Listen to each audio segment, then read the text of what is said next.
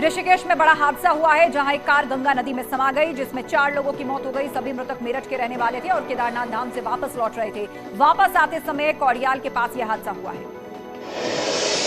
कोटद्वार में भारी बारिश के चलते नाले में आए पानी के सैलाब में घर ताश के पत्तों की तरह नाले में समा गया, जहां कई मकानों के नीचे की नींव खोखली हो चुकी है और बारिश में फिर से बड़ा खतरा मंडरा रहा है।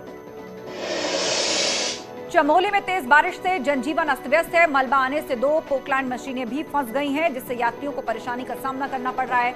वहीं लंगासू के पास भी बद्रीनाथ हाईवे पर 2 जगहों पर भारी मलबा आने से हाईवे बंद हो गया। छिनका के पास भी बोल्डर आने से हाईवे बंद हो गया।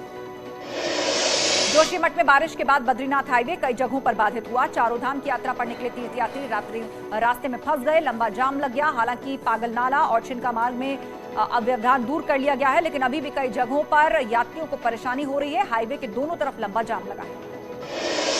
टिहरी के बूढ़ा केदार पिंसवाड़ में कई जगह क्षतिग्रस्त हो गई है रोड। पिंसवाड़ और उन्नी गांव का ब्लॉक मुख्यालय से संपर्क कट गया। वहीं बारिश के चलते बालगंगा नदी का जलस्तर बढ़ गया है, जिसके कारण आसपास बने मकानों को खतरा है।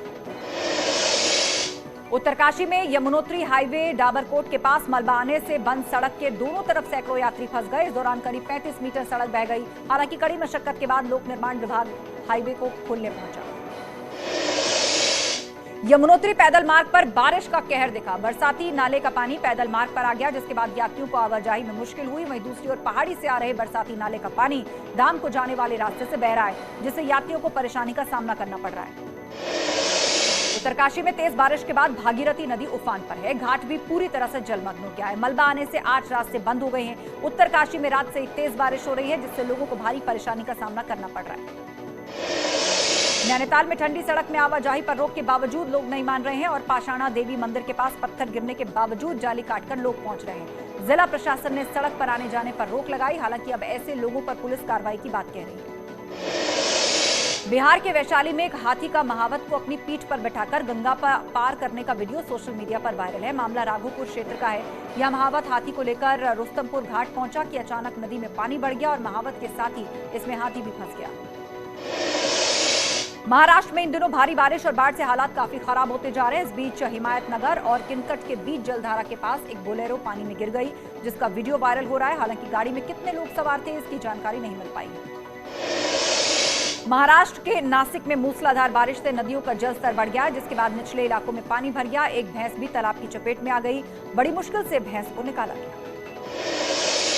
गुजरात के नवसारी में बाढ़ की वजह से सोसाइटी परिसर पानी में डूब गया। लोग इमारत की छतों पर शरण लेने पहुंचे। सड़कों से लेकर घरों तक पानी था। वाहन पानी में डूबे, सब कुछ जलमग्न नजर आया। गुजरात के अहमदाबाद में लगातार हो रही बारिश से लोगों की मुश्किलें बढ़ गई हैं। शहर के कई हिस्सों में भारी जल जमाव है। अहमदाबाद में स्कूल बंद है और बाढ़ जैसे हालात बने हुए हैं। राजस्थान के बूंदी में बारिश के बाद मेडिकल जांच केंद्र में पानी भर गया। जल जमाव और कीचड़ मरीजों के लिए मुसीबत बन गया। लोग अस्पताल में इलाज के लिए नहीं आ पा रहे। हर तरफ पानी पानी दिख रहा है।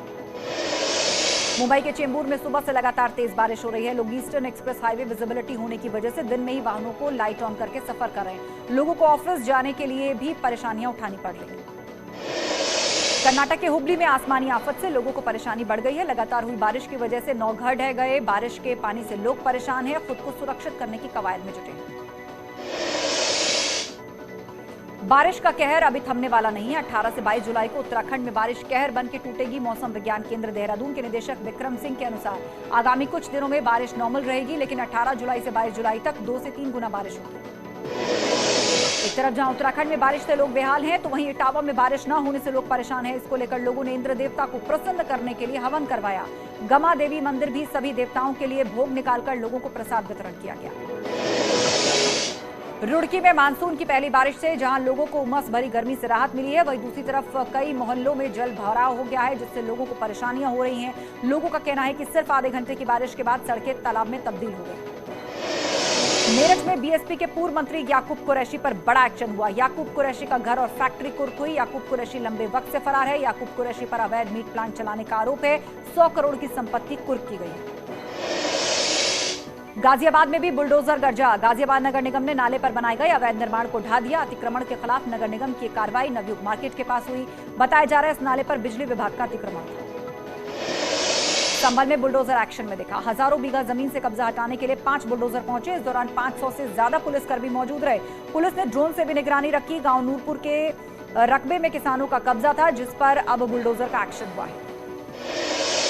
सहारनपुर के देवबंद क्षेत्र में खरीदी गई जमीन पर कब्जा लेने आए लोगों पर पथराव का मामला सामने आया। फायरिंग की सूचना मिली, जिसके बाद मौके पर पुलिस तैनात कर दी गई। खानका पुलिस चौकी क्षेत्र का यह मामला है, जहां कोर्ट के आदेश पर जमीन पर कब्जे के लिए लोग गए थे। रायबरेली में 9 जुलाई को मुठभेड़ के बाद गिरफ्तार 4 बदमाशों में से 2 भाग गए। दरअसल मुठभेड़ के दौरान पुलिस की गोली से घायल बदमाशों को लखनऊ के केजीएमयू में भर्ती कराया गया। इसी दौरान घायल बदमाश इंजमाम और इरफान भागने में कामयाब रहे। मामले में एक दारोगा, एक दीवान, 5 सिपाहियों को सस्पेंड किया गया। झांसी में 3 लुटेरों ने बैग में कैश समझकर लूट की, लेकिन बाद में बैग खोला तो बैग के अंदर कुत्ता निकला। दरअसल एक शख्स अपने बीमार कुत्ते को बैग में लेकर डॉक्टर के पास जा रहा था, लेकिन बदमाशों ने नकदी समझकर बैग को लूट लिया। ये वीडियो भी सीसीटीवी कैमरे में कैद है, जो कि सोशल मीडिया पर वायरल हो रहा है। उधम सिंह नगर के बाजपुर में एक घर के पास ब्लैक मादा कोबरा सांप और उसके 18 बच्चे दिखने से दहशत फैल गई। सांप अपने बच्चों को सुरक्षा के लिए फन फैलाया था। कोबरा और उसके बच्चों को देखने के लिए लोगों की भीड़ जमा हो गई। सूचना पर पहुंचे स्नेक कैचर ने सांप और उसके बच्चों को पकड़कर घने जंगल में छोड़ दिया। रुड़की का एक वीडियो सोशल मीडिया पर वायरल है, जिसमें एक युवक पिस्टल से हवा में फायरिंग कर रहा है। फायरिंग से पहले पिस्टल बच्चे के हाथ में थी। सिविल लाइन कोतवाली का यह मामला है, लेकिन न्यूज 18 इस वायरल वीडियो की पुष्टि नहीं करता। लखनऊ के लुलु मॉल में हादसा हो गया। एक्सकेलेटर में बच्चे का हाथ फंस गया और बच्चे का हाथ लहूलुहान हो गया। लोगों ने आनन फानन में एक्सकेलेटर रुकवाया। जौनपुर में मुंबई से आ रही गोदाना एक्सप्रेस की जनरल बोगी और गार्ड के डब्बे में आ जाने से यात्रियों में हड़कंप मच गया। धुएं का गुबार देख यात्री इतने घबरा गए कि वो बोगी से कूदने लगे, जिसके चलते एक बच्ची समेत कई लोगों को चोट लग गई। घटना बरसाठी भन्नौर रेलवे स्टेशन के बीच की है। उन्नाव में दुकान के ऊपर लगे खंभे में शॉर्ट सर्किट से दुकान में आग लग गई। देखते ही देखते आग ने विकराल रूप ले लिया। हालांकि गांव वालों ने कड़ी मशक्कत के बाद किसी तरह आग पर काबू पाया, लेकिन तब तक दुकान में रखा हजारों का सामान जलकर राख हो गया। घटना सफीपुर कोतवाली क्षेत्र की है। उधम सिंह नगर के पंतनगर और दिनेशपुर थाना क्षेत्र में हुई 3 घटनाओं में 3 लोगों की मौत हो गई, जबकि 2 गंभीर रूप से घायल हो गए। बुधवार की सुबह पहला हादसा हल्द्वानी रोड पर हुआ, जहां कार और बाइक की भिड़ंत हो गई। हादसे में एक भाई की मौत हो गई, जबकि दूसरा भाई गंभीर रूप से घायल हो गया। मथुरा में यमुना एक्सप्रेसवे पर दर्दनाक हादसा हो गया। टायर फटने के चलते बस पलट गई। उसमें बैठे सभी 10 लोग गंभीर रूप से घायल हो गए। बाजना टोल चौकी पुलिस और यमुना एक्सप्रेसवे सुरक्षा कर्मियों की टीम ने रेस्क्यू कर बस से सवारियों को बाहर निकाला। हापुड़ शहर में भारी बारिश की वजह से सड़क धंस गई, जिसमें एक युवक 6 फीट तक अंदर चला गया। आसपास मौजूद लोगों ने किसी तरह युवक को बाहर निकाला। हादसे में युवक घायल हो गया। बताया जा रहा है कि युवक दुकान से सामान लेने के लिए जा रहा था। इस दौरान यह हादसा हुआ। सहारनपुर के एक अस्पताल में मरीज का तीमारदार लिफ्ट में फंस गया। तमाम कोशिशों के बावजूद लिफ्ट नहीं खुली और फिर पुलिस और फायर ब्रिगेड की टीम ने दरवाजा तोड़कर लोगों को निकाला। बाहर आने पर शख्स ने कहा बंद लिफ्ट में उसका दम घुट रहा था। करीब पौन घंटे वो लिफ्ट में फंसा रहा। जेल में बंद मुख्तार बाबा का आतंक बरकरार रखने के लिए गुर्गे दबंगई कर रहे हैं। जाजमऊ में मुख्तार के रिश्तेदार नवशाद और उसके साथियों ने एक शख्स पर हमला किया। किसी तरह इस शख्स ने जान बचाई। पुलिस मामले की जांच कर रही है। वाराणसी के लंका थाना क्षेत्र के नरिया में डबल मर्डर से सनसनी। वाराणसी में 2 महिलाओं की हत्या की गई है। जिन महिलाओं की हत्या की गई है उनके नाम सुनीता पांडे और दीपिका पांडे हैं। दोनों महिला का शव निवस्त्र हालत में मिला है। मामले में पुलिस ने जांच शुरू कर दी है। राजधानी लखनऊ में पालतू पिटबुल ने बुजुर्ग मालकिन पर हमला किया, जिससे उसकी मौत हो गई। टहलाने के दौरान अचानक पिटबुल हमलावर हो गया और उनको पेट, चेहरे, हाथ पर बुरी तरह से नोचा। चीख सुनकर जब नौकरानी छत पर पहुंची तो उसने मालकिन को लहूलुहान हालत में जमीन पर पड़ा देखा। शाहजहांपुर में एसओजी ने मुठभेड़ के बाद 5 शातिर बदमाशों को गिरफ्तार किया। आरोप के मुताबिक ये अपराधी ढाबे किनारे खड़े ट्रकों से डीजल चोरी करते थे। इनके पास से 100 लीटर चोरी का डीजल, तमंचे, कारतूस मिले। जालौन में युवती ने शोहदे की चप्पलों से पिटाई की। युवती के मुताबिक युवक फोन कर युवती को परेशान करता था। मारपीट का वीडियो सोशल मीडिया पर वायरल है। मामला उरई कोतवाली क्षेत्र के बस स्टैंड का बताया जा रहा है। अमेठी में एक कपड़ा मार्केट में आग लग गई, जिससे करीब 15 लाख रुपए से अधिक का कपड़ा जलकर खाक हो गया। फायर ब्रिगेड और स्थानीय लोगों ने करीब 2 घंटे की मेहनत के बाद आग बुझाई। आग लगने की वजह शॉर्ट सर्किट बताई जा रही है। सुल्तानपुर में किशोर की संदिग्ध परिस्थितियों में मौत का मामला तूल पकड़ रहा है। पोस्टमार्टम के बाद शव पुलिस ऑफिस के सामने रख दिया गया और प्रदर्शन करने लगे। घंटों मशक्कत के बाद जाकर एफआईआर हुई, तब जाकर कहीं जाम खुला। सहारनपुर में पति के उत्पीड़न से तंग आकर एक महिला 3 छोटे छोटे बच्चों के साथ आत्महत्या करने यमुना नदी के पुल पर पहुंच गए। हालांकि जैसे ही महिला पुल की रेलिंग पर चढ़ने लगी तो लोगों का शोर सुनकर मौके पर पहुंची पुलिसकर्मियों ने तत्परता दिखाते हुए महिला की जान बचा ली। मामला सरसवा थाना क्षेत्र का है। अमरोहा जिला अस्पताल ने मानवता को शर्मसार करने वाली तस्वीर सामने आई है, जहां एक्सीडेंट में घायल मरीज रात भर फर्श पर पड़ा रहा। न तो अस्पताल प्रशासन ने मरीज की कोई सुध ली और न ही किसी डॉक्टर का दिल पसीजा। वही मामले पर सीएमओ ने जांच करने की बात कही है। बाराबंकी में बिजली विभाग की बड़ी लापरवाही सामने आई है। दिव्यांग व्यक्ति से पेड़ों की डालियां कटवाई गई हैं। इस दिव्यांग की फोटो लेकर विभाग के ग्रुप में भेजा गया, लेकिन फिर भी कोई एक्शन नहीं लिया गया और जो शख्स बिना डंडे के एक कदम नहीं चल सकता वो पेड़ पर चढ़कर काम कर रहा है। सीतापुर में प्रधान पर नाबालिगों से मजदूरी कराने का मामला सामने आया। मॉडल तालाब के सुंदरीकरण के लिए नाबालिग काम करते दिख रहे हैं। ग्रामीणों ने उसकी जानकारी अधिकारियों को दी, जिसके बाद प्रधान ने काम बंद किया। शाहजहांपुर में पॉलिथीन पर प्रतिबंध होने के बावजूद खुलेआम दुकानदार पॉलिथीन का इस्तेमाल कर रहे हैं। ग्राहकों से भी बिल्कुल जागरूकता नहीं दिख रही है। हालांकि शाहजहांपुर की महिलाएं संस्था बनाकर पॉलिथीन का इस्तेमाल न करने की अपील कर रही हैं। अंबेडकर नगर के आबादी वाले इलाके में देवस्थान के पास शराब की दुकान खोलने को लेकर गांव की सैकड़ों महिलाओं ने विरोध किया। नाराज महिलाओं ने कलेक्ट्रेट पर विरोध प्रदर्शन किया और शराब की दुकान को हटाने की मांग की। महिला का कहना है कि शराब की दुकान से हमारी जिंदगी बर्बाद होगी। इटावा में पुलिसकर्मियों की दरियादिली सामने आई है। तीनों सिपाहियों ने आर्थिक रूप से कमजोर बच्चे का स्कूल में एडमिशन कराया और तीनों ने मिलकर ड्रेस और किताबें खरीदी, जिसकी हर तरफ तारीफ हो रही है। वाराणसी में एक युवक ने पीएम मोदी और सीएम योगी को गुरु मानकर पूजा की, आरती उतारी। शख्स का कहना है कि वो पीएम और यूपी के सीएम दोनों ही उसके गुरु हैं और उन्होंने सनातन धर्म को सम्मानित किया है, कांवड़ियों का सम्मान किया है, इसीलिए वो दोनों की पूजा कर रहे हैं।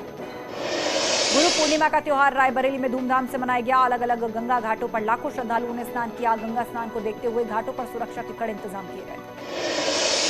वाराणसी में मुस्लिम महिलाओं ने गुरु की आरती की। उन्होंने पातालपुरी मठ के महंत गुरु बाबा बालकनाथ को तिलक लगाकर मंत्रोच्चारण के बीच आरती उतारी। मुस्लिम महिलाओं ने उसके बाद गुरु को माल्यार्पण किया और पूरी दुनिया के सामने एक मिसाल पेश की। अयोध्या में सावन के महीने को लेकर अभी से तैयारियां तेज हैं। अयोध्या के सभी मठ मंदिरों में भगवान झूले पर विराजमान होंगे और झूलोत्सव का आनंद लेंगे। भगवान रामलला मंदिर में भव्य आयोजन किया जाएगा। श्रद्धालु रामलला के हिंडोले पर सवार होकर उनके दर्शन करेंगे। मथुरा में मुड़िया संतों ने शोभा यात्रा निकाली। ढोल मंजीरे की धुन पर शोभा यात्रा निकाली गई। पुष्प वर्षा के साथ जगह जगह स्वागत हुआ। संतों और अनुयायियों ने मानसी गंगा की परिक्रमा कर परंपरा निभाई। आगरा के कोर्ट परिसर में पुलिस पर हमला हुआ। गैंगस्टर को बदमाश छुड़ा ले गए। इसके बाद पूरे शहर में नाकेबंदी कर दी गई। हमला करने वाले बदमाश फिरोजाबाद जिले के हैं। ज्ञानवापी विवाद से जुड़े मामले में इलाहाबाद हाईकोर्ट में सुनवाई हुई। हाईकोर्ट में करीब 1 घंटे सुनवाई चली, जिसमें मंदिर पक्ष ने अपनी दलीलें पेश की। अगली सुनवाई पर मुस्लिम पक्ष की ओर से बहस की जाएगी। इसके बाद इस मामले में यूपी सरकार भी अपना पक्ष रखेगी। मामले में अगली सुनवाई 15 जुलाई को होगी। ज्ञानवापी मस्जिद केस में वाराणसी कोर्ट में सुनवाई की गई। हिंदू पक्ष ने अपनी दलीलें रखी। कल फिर मामले की सुनवाई होगी। एक बार फिर हिंदू पक्ष अपनी दलीलें रखेगा। आज 120 मिनट तक बहस हुई। जमीयत की याचिका पर आज सुप्रीम कोर्ट में सुनवाई हुई। कोर्ट ने जमीयत की याचिका को खारिज करते हुए यूपी में बुलडोजर एक्शन पर रोक लगाने से इनकार किया। 10 अगस्त को मामले में अगली सुनवाई होगी। 8 अगस्त तक दोनों पक्ष जवाब दाखिल करेंगे।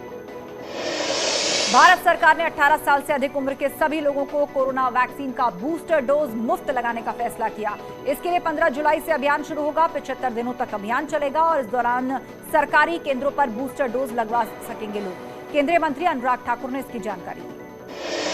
यूपी में होम्योपैथी संस्थानों में छात्रवृत्ति में 47 करोड़ के गबन का मामला सामने आया। आरोप के मुताबिक बिना मान्यता वाले 38 संस्थानों के विद्यार्थियों को स्कॉलरशिप का भुगतान किया गया। साल 2020-21 में बिना पंजीकरण के छात्रों को 27 करोड़ रुपए भुगतान किया गया। समाजवादी पार्टी ने राजभर पर आरोप लगाते हुए कहा कि गठबंधन तोड़ने का बहाना खोज रहे हैं।